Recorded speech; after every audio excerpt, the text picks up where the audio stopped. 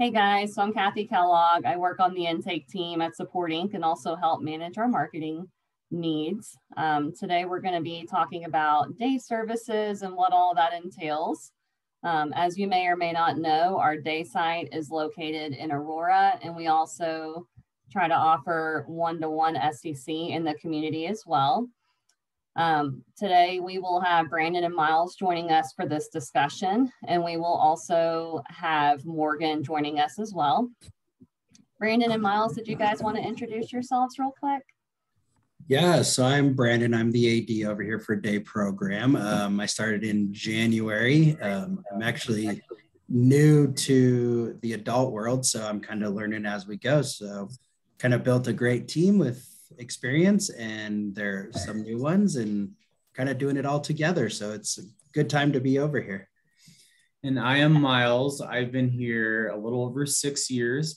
I started at Support as a DSP, and then shortly after took the position of one of the supervisors we have on site. Awesome, thank you so much. And then Morgan's going to help us round out the presentation with the HR piece and what it means to be a DSP at Support Inc. Would you like to introduce yourself, Morgan? Sure. My name is Morgan Tolbert. I'm one of the many Morgans here. I work in our HR department. I'm an HR admin assistant. My first year is coming up at the last day of this month. This is my first job in HR and my first job in the human services world. So I'm learning a lot. Yes, thank you so much. I have to say that Morgan's been killing it. She's really our right hand when it comes to the intake team, and she helps us with quite a bit. We have a lot of communication with Morgan, and she's been such an asset to the team, so thank you. So with that, we'll go ahead and get started with the presentation. So it's going to last about half an hour, and then after that, we're going to open it up to discussion, questions, and feedback towards the end. So the presentation will talk about our day services and everything that entails. And then we will also kick it over to Morgan for the HR piece about what it means to be a DSP at Support Inc. So let me share my screen real quick for this presentation. Can you guys see this okay? Okay. All right, so at Support Inc., we like to say that we are people helping people. So the main service that we provide would be the residential piece. We provide residential services to adults with intellectual and developmental disabilities. So anyone over the age of 18 that is needing that assistance. And then this is a service that we would consider as a value added. I'll go ahead and kick it on over to Brandon for this next piece. Yeah, so we offer, anywhere from right now, I think our youngest right now is 23, and I think the oldest individual we have right now we're up to, I think, 77. So we have a wide range of, everybody falls in between that age gap. What's great about kind of coming here and being around everybody is they're able to get experiences from all age levels and get to interact with each other. Right now, our staff is doing a great job at coming up with just activities that involves everyone, and they can kind of work with each other and kind of give each other hands and ideas when they're together. Right now, we run about 5-to-1 is our ratio. Give or take, sometimes it goes up to 7, sometimes it's down to 4. We also serve individuals that kind of need a little more support. So they have kind of a staff that sits with them kind of all day. So they can kind of get a little more socialization with help from a staff that's kind of trained in that ability to do that. As always, our main goal is to kind of give them the social ability to be with people that are kind of like them, and then people that are not like them that have different views and stuff, and trying to get them to learn kind of social aspects of all of that. And then also teach them independent skills, being able to eat lunch, being able to learn to use the restroom on their own. We try to teach that kind of stuff. And just really giving them the independence, but also teaching them that social part so they can make friends and do stuff like that. Mm-hmm. Awesome.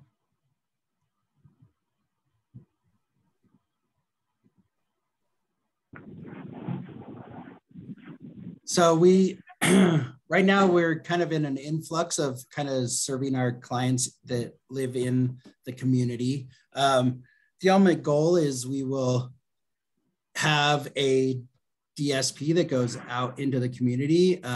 When they're out in the community, they take them to lunch and teach them, you know, how to order, how to read off a menu, how to order it with a server.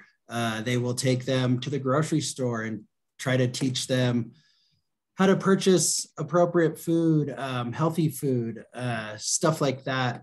They'll also go as far as, you know, they'll go to the park, be able to walk around and learn about maybe what trees are out there, being able to lay in the grass and just look up at the clouds and just have time out of their house with someone to support them when they're out there. The individuals that are served out in the community are no different than we serve in program here. They could be in wheelchairs, they could need help walking, any of that. We serve all levels, whether it's in program or also out in the community.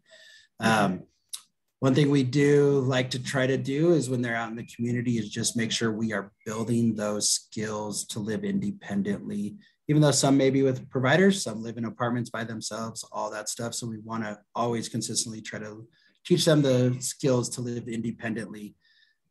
Anything from making lunch, they teach them how to make lunch at home, how to organize a fridge or a cabinet so that things are accessible and things that you need are immediately available. Mm-hmm. Sounds good. And then I know that there's also a gas station that's really close to our on-site program. And I think that that provides a lot of learning opportunities as well, right? Like bringing cash with you and what does it mean to count back change and things like that, right? Absolutely. We have a few individuals that like to go up there when the opportunity is available to them. And they can go by themselves. They have alone time, so they can go up there by themselves and purchase what they want to purchase. When they bring it back, we try to obviously see what they have purchased and try to limit what they kind of purchase of consuming it all at once and try to teach them those skills of, we don't need to eat the whole bag of chips. Let's save some for tomorrow. And it's just suggestions. We don't ever force anything. We just give them an opportunity to learn some other skills. Correct. And I would also point out that each person we serve in our day program also has a residential coordinator, whether that's through our agency or through another PASA. And I think the person-centered approach that we like to take is keeping in mind the SP goals and what does the individualized plan look like for that person and how can we help them reach those goals in our day program as well. Yeah, and we also, for some of our clients that aren't able to go in the community by themselves, I have staff available that can also go on walks with them, and they do go on walks with them down to Maverick. Kind of if they have their money that they brought with them, or you have staff that go with them, and we'll kind of help them through that process of picking out what you're going to have, paying, getting your change back, stuff like that. And then ultimately, our ultimate goal here at program is to be able to go off grounds more often. We have some stuff in the works. We're just trying to get everybody balanced out over here. We went through a little bit of a staffing crisis, so we're back on track now. So get it out into the community. We like to go to Nickel Play and some of those things. They like to go to the mall. So we try to get them out into the public also and kind of get to do those things out there too. For sure. And since you mentioned the staffing crisis that we've had that's not unique to Support Inc., we can talk a little bit more about how COVID has impacted the programming in the last couple of years. Yeah, when I started, we were only serving 6 clients. That was in January. We only had 6 clients coming to program.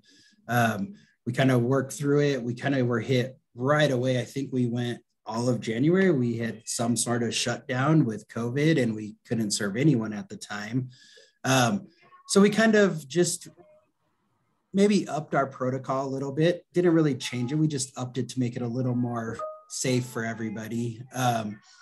We were able to make sure our thermometers were working, and we're definitely checking them as soon as they walked in the door, not letting let them get all the way through the second door. We were checking them right when they were coming in the first door.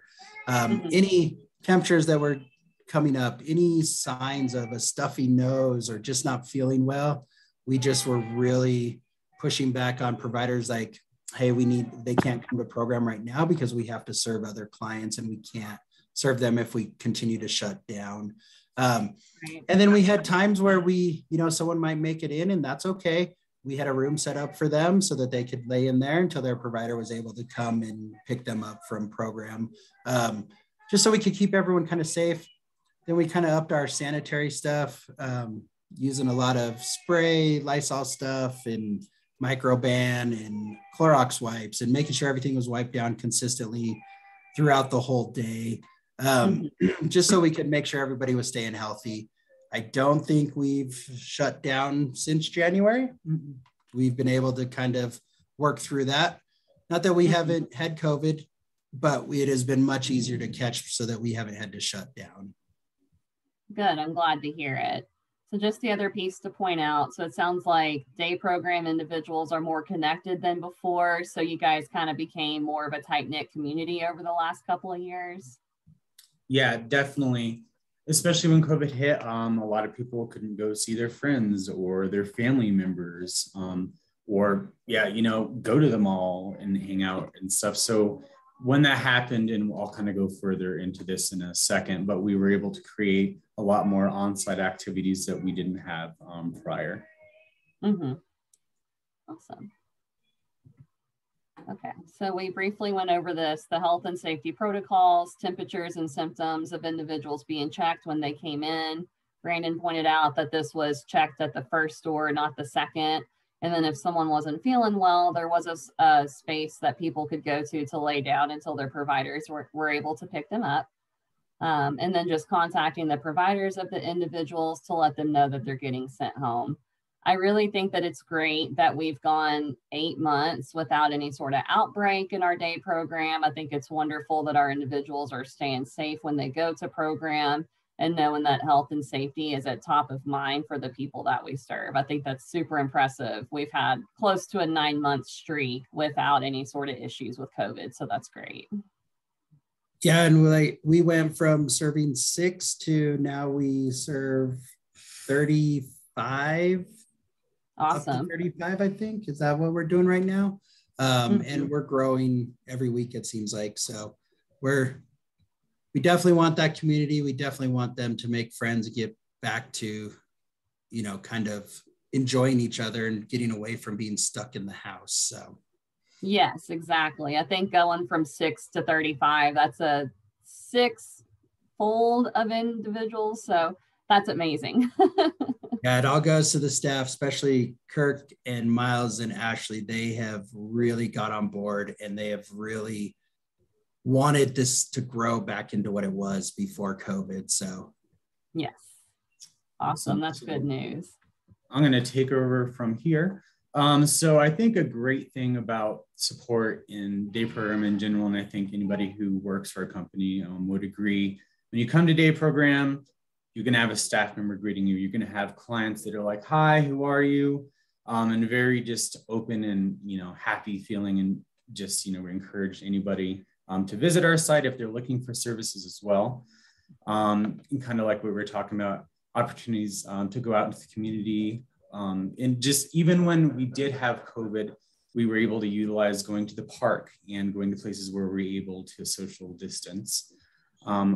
Develop and life skills. So I think a big thing is money management. Okay, well, I have $30 to last me a week. What am I going to spend on it? And then with that money, how am I going to count that money? That kind of stuff. We have a lot of groups that I will also go into on the next slide. Awesome. Sounds good. So a typical day in day program. So in the mornings, we usually have some kind of arts and crafts or science activity. They were building different balloon flying plane things today. Sometimes they're successful, sometimes they're not, but it's always good to know that not everything's always going to work out. That's a really great life skill as well. We have a ton of stuff that we have purchased for outside, a lot of games. We just got a new basketball hoop. I literally anything you can think of under the sun, we have available for the clients, but as well as when they're outside, they have chairs, they have shade, we have misters out there. So it is a comfortable environment for everybody. And and then, yeah, we're just kind of back to the off-ground trips that we were talking about. The therapy groups I really wanted to dive in. So we have Chill Club, which is one of our clubs where they find ways to, properly release energy, and or they make calming jars as a way of like, okay, I'm upset, I need this, or different kind of fidget spinner things they've made before in the past. We have Moving and Grooving, which is kind of like how it sounds. They have dance clubs, but then they also have, how do I stretch? How do I, properly just make sure my body's like in tune. Yoga Club, we just started a few weeks ago. So it's definitely for anybody, whether they're in a wheelchair or they are able to walk around and participate more. All the clinicians have it really well set up so that they can serve everybody in our program.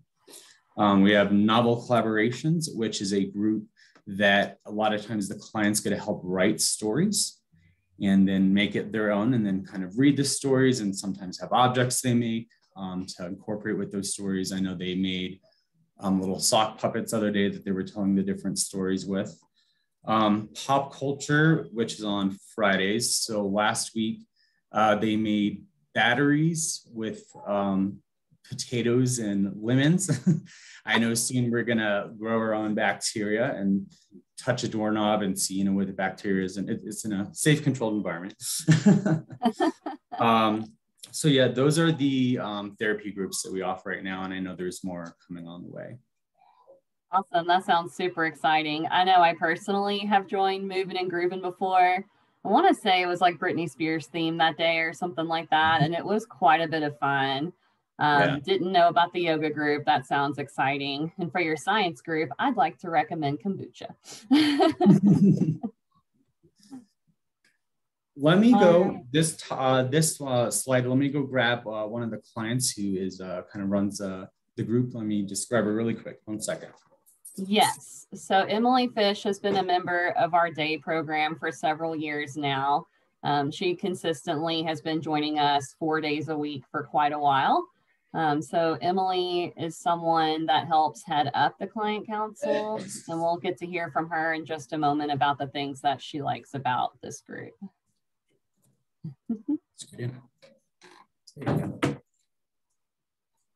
All right, Emily. So everybody wants to know kind of about client counseling, about you, since you've kind of been here for a while. So the floor is yours. Oh, okay. So what kind of things do you go over and talk about in client council? When are we going on outings and we playing parties and stuff? Yeah, right now we're planning a party that we are having in September. And what's the point of client council? Is it for staff to make choices or for you guys to make choices? For us to make choices. Mm-hmm. And I think there's different items that we've been able to buy that I know you guys have wanted. What's your favorite thing about it? Just talking to staff about client council, clients. So it just gives you the opportunity to really have your opinion. Yes. Yeah. Is there anything else you want to say about client council? I know you have lots that you were telling me earlier. We go on outings, so I want to start doing that. Because I'm just going out on outings, going on tours, going to Denver Rescue Mission. Yeah, so that was last week. We were talking about, what outings do we want to go on? And if we're going on them, kind of what the reasoning is behind going to them. If we're going to the mall, maybe it's a scavenger hunt that we're doing at the mall. I'm hoping to just walk around. Yeah, or you got to walk around, then that's fine, or different places we can go.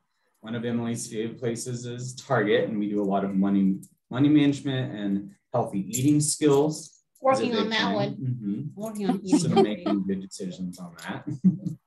That's fair. Is there anything else you want to say about it? Not really. Okay, sweet. Okay, thank you, Emily. You're welcome. Thank you so much for joining us. Okay. All right, awesome. Okay, perfect. Thanks, I used Emily. to work directly with Emily many years ago, and it's always nice to see her and to catch up with her. And just to hear her feedback on the council. So it sounds like she really enjoys her role on the council.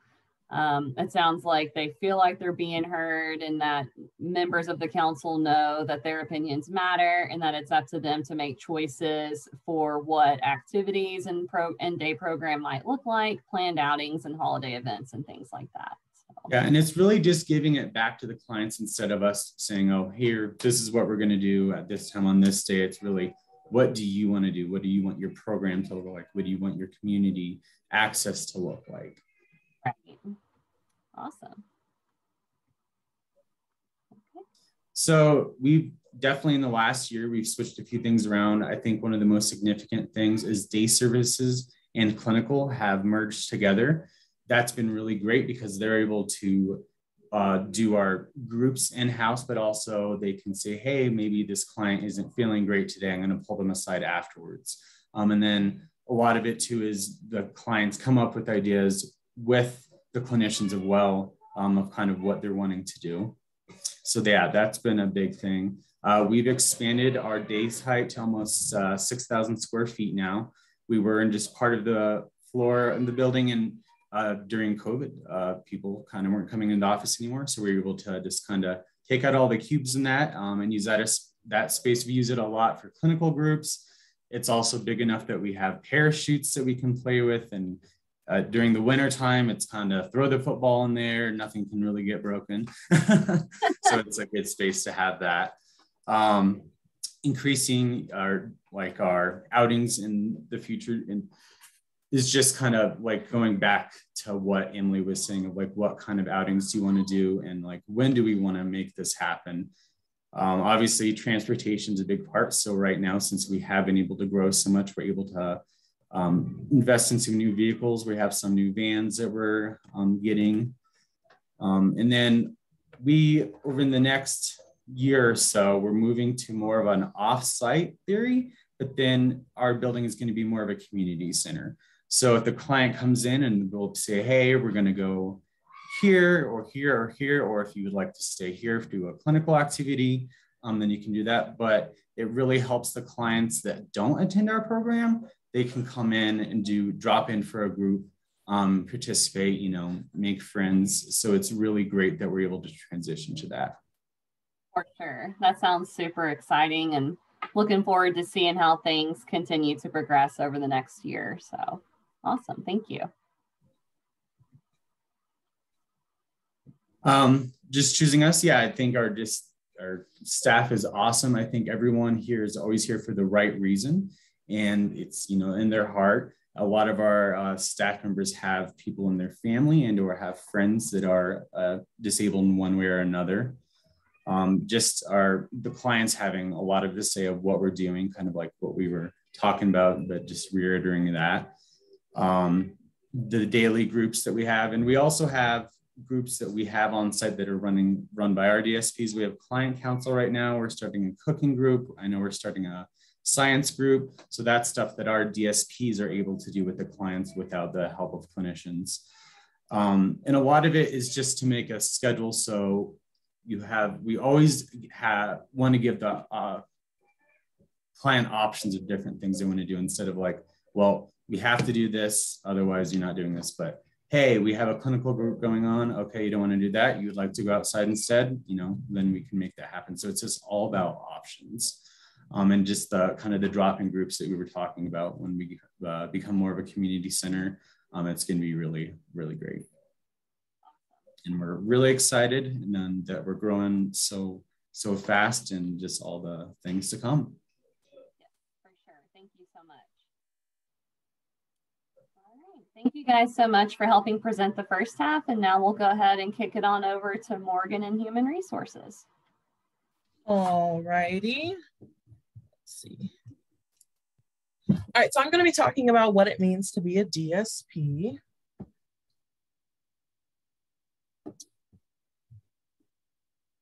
All right, so first I'm going to touch on our organization and some of our company goals. So we strive to service people in a way that honors choice-making, health and safety, community involvement, individual relationships, and a positive picture of the future. We also provide community-based services that result in quality lifestyles that are characterized by integration into the community, a sense of belonging, empowered choice-making, and opportunities for growth and learning.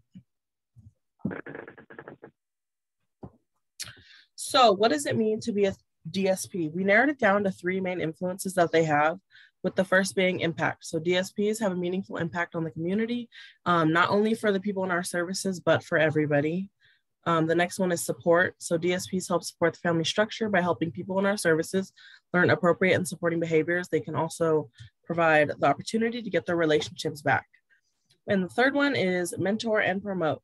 So DSPs help promote healthy living for adults in our services by integrating them in the community and help fostering independence.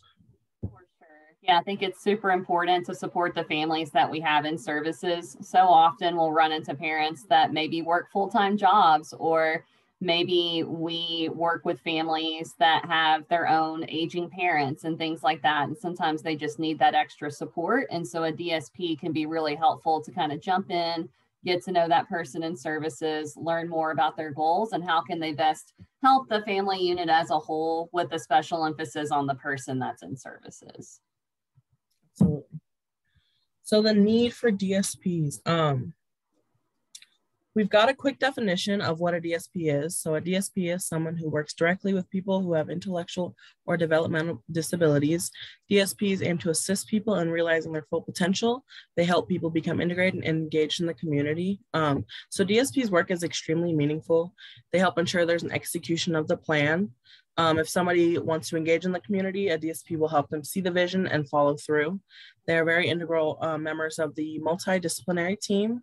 And then as a DSP, career mobility is available and it does not have to be linear whatsoever. So for example, Eric Nielsen, Nick Manning, and Brian Fairstad all started as DSPs and they're now a part of the leadership team, with also 60% of the leadership team they all started as DSPs.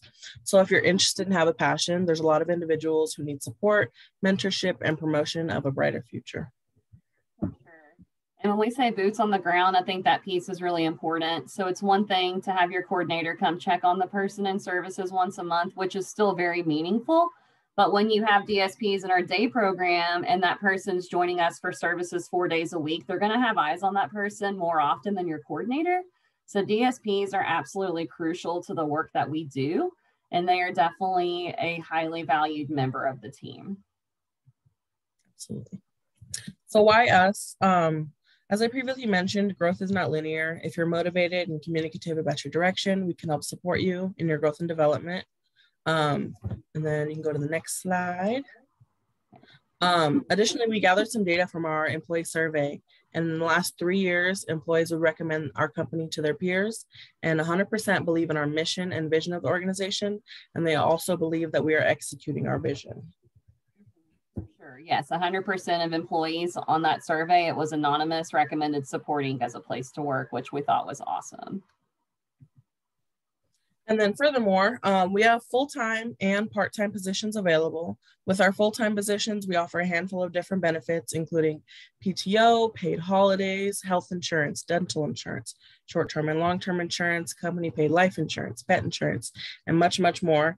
We also have a very flexible schedule, and it does not necessarily have to fit into a 9 to 5. You could see one individual for just a couple hours a week, or you could see multiple individuals up to 40 hours a week. It's really up to your own bandwidth. We do prefer weekend availability, but you can always work with the family of the individual to find what schedule works best for everybody. And then something that I think is pretty cool is we offer full-time starting at 30 hours instead of the typical 40 hours a week. Yes, thank you. I was literally about to say that full-time starts at 30 hours, which is a huge plus for a lot of people. Absolutely. And now that I've overloaded you guys with all the information, how does someone apply to be a DSP?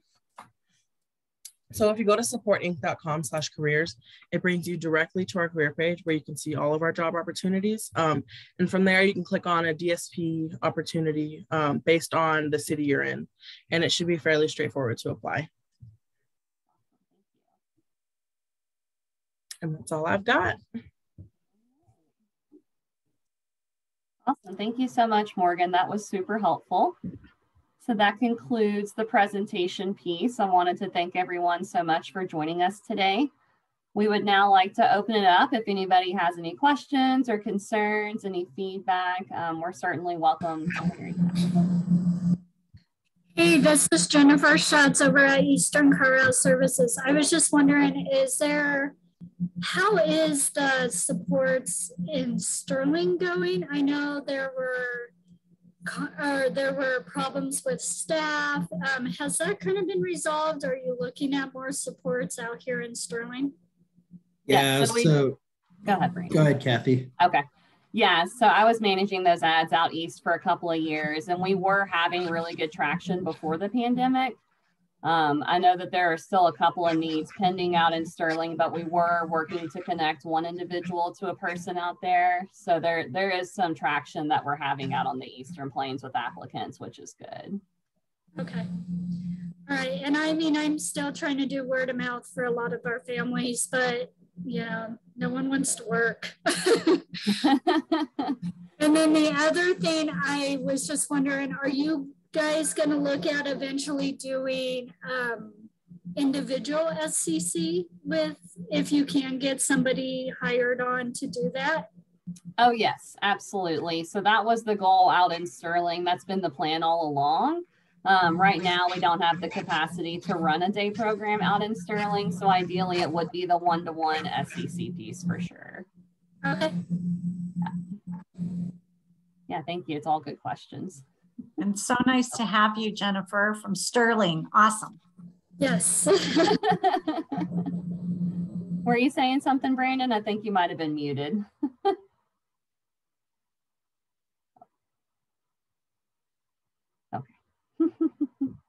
Yeah, so ideally, I feel like hiring one-to-one staff is going to be unique to each area that we serve. So we serve individuals all along the Front Range, from way up north in Wellington all the way down to Pueblo. And then, of course, we love to work with folks on the Eastern Plains as well. It seemed to be a little easier to work with people in Sterling compared to other areas. I haven't had a pulse on that in a little while to know specifically what applications look like out there right now. But we're constantly trying to recruit as many SCC providers as we can. So. Brandon, we had a question about how many openings we have in our day program. Yeah, so we're kind of on an individual basis. So the easiest thing is send myself and Ashley Brown the information on the client. Most of the time it comes through one of the ADs, so they're able to kind of give us a little bit of a background on that. Right now, we are looking at about, depending on what the client is that might be coming in, we're looking at about 10 openings right now. Our biggest thing is we like to keep them spread out, so we don't get them all at once, so they can kind of get adjusted before we add somebody new. That's both for the clients and for staff to make that an easy balance for them. Awesome, sounds good. I see another question about what if they are not allowed alone time in the community. So I think that's where a DSP using the SCC services could come into play.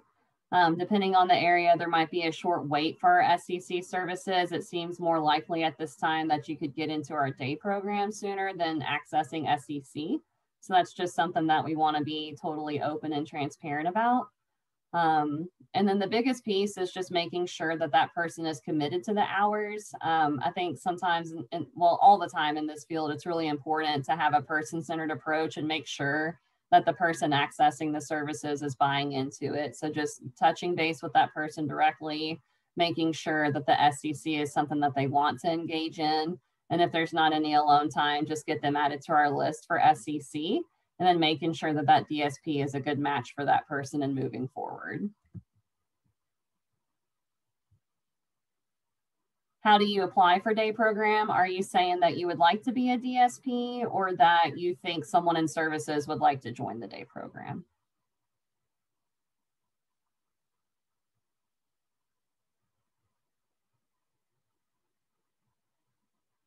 Oh, I'll let Brandon answer that question. So what does the process look like for joining day program? A lot, I'm assuming he's already associated with Support Inc. Is that correct? Can you hear me on my cell phone? There we go. Yep, we can hear you. Oh, good. I don't have my microphone broke. Yeah, I just, my son, I'd like to apply for the day program, and who do I contact? What's the process? Yeah, Glenn, if you want to send me an email with kind of just your contact information and stuff like that, and we can kind of talk offline about that. I'm just Brandon.Thibodeau, that's THIBODEAU at supportinc.com. Just, yeah, throw me some information and I will try to get back to you. Thank you. And then Go ahead and put Brandon's email in the chat. Our program is located, the easiest way to think of it is we're a few miles away from Buckley Air Force Base, so I-25 and 6th Avenue. And for transportation, we don't provide transportation, but we rely on Access-a-Ride and Access-a-Cab, which is most of our clients primarily use that.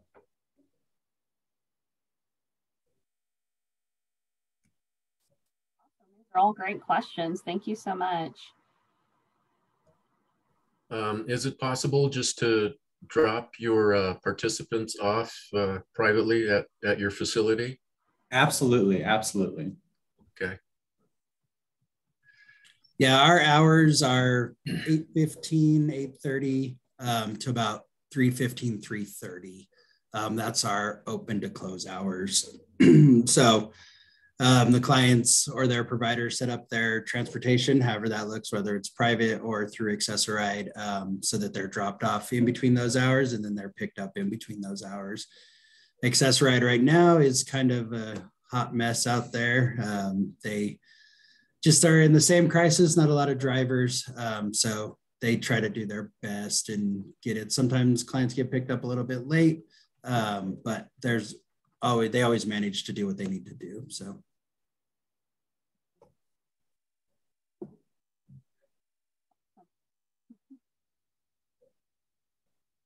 Any other questions that anybody has? Any feedback, anything like that?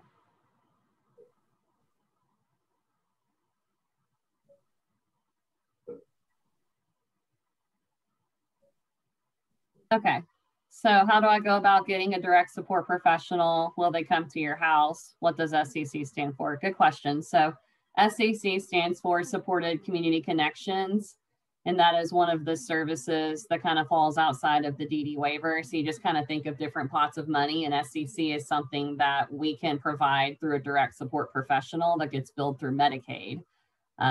Typically, SCC refers to a direct support professional taking that individual out in the community and helping them develop their life skills. So whether that's going to the grocery store together and learning how to pick out healthy food items, or maybe we're going to the park, something like that. Typically the SCC hours have to be spent in the community. So if you're wanting a direct support professional to come to your house and do things at the home, like cooking and laundry, that would fall under a different funding piece. So when it comes to getting a direct support professional, we typically serve people that are on the DD waiver and services with us, and then we send a referral over to the day services program and HR for them to take a look at it and to get that person on our SCC wait list. So it's like I said earlier, if you're needing services sooner rather than later, I would suggest signing up for our day program in Aurora if that location is a good fit for you. If you're needing SCC hours in an outlying location, we would add you to that wait list and try to get you connected to someone as quickly as possible.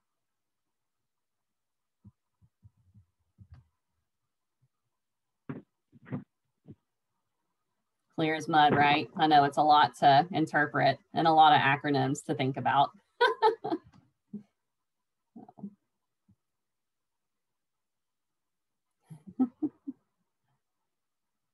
Awesome, great questions. Is there any other questions that anybody had while we're on here?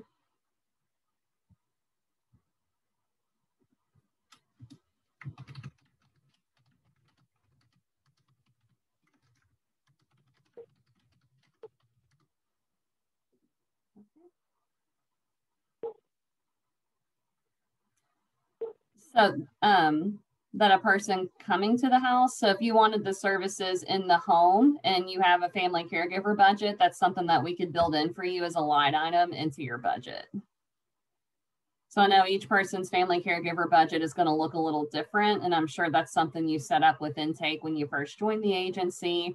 And now it sounds like you're on the Loveland team with Brian. So if you're interested in having someone come to your house to do those hours, that's something we could work with from the family caregiver budget. It could be a line item for you. Hey, Kathy, I have a question. So is respite considered in that pot too? So respite, it depends on how you're using it. Some people use respite differently. So one way that we can bill it through the family caregiver budget is just to deduct those funds from the family caregiver budget. So whether that person's considered a natural support and it's coming from the budget or a DSP, at the very least, we would need to run a background check on everyone. Respite can look different for different people. So we have a large pool of respite providers at our agency that we're happy to connect individuals with if they need it, or if they have a relative or a family member, something like that, then we're happy to hire that person on as respite staff as well. Does that answer the question, I think? Yeah, I was just wondering, because, you know, we never get to see that part of it. Yeah. You know, family caregiver, and then they say, oh, okay, we'll work with, you know, like supporting, and then they can get you respite through it too. But we were wondering where that funding went through with the respite part. So right, yeah, that can come from the family caregiver budget. And not to go way out into left field, but we also have host home providers that provide respite. So that's going to look different when it comes to the funding. So DSPs are typically used for hourly needs, whether that person needs help for 4 to 6 hours. Some people might call that respite. If you're needing overnight respite, that would more likely be a host home provider with a daily rate attached. thank you. Yeah.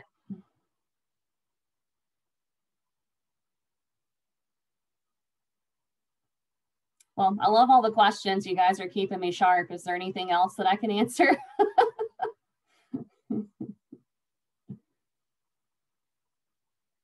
All right. Well, looks like we can wrap up about 10 minutes earlier. So I just wanted to thank everyone again. I wanted to thank our presenters. Morgan did this on the fly. She just got roped into this a week ago. So we really thank Morgan for jumping in and helping with this presentation. Brandon and Miles, Ashley, she's not on here right now, but she helped quite a bit with the PowerPoint. So we appreciate her as well. And I just wanted to thank everyone for taking time out of your day to join us. I'm going to go ahead and put my email in here just in case you guys have any questions afterwards. And yeah, we'll be here to support you. I will stop recording this in just a moment and then get this sent out to everyone that wasn't able to join us. So this will be on our Facebook page and on our YouTube channel in the next day or so. So thank you guys again so much. Thank you.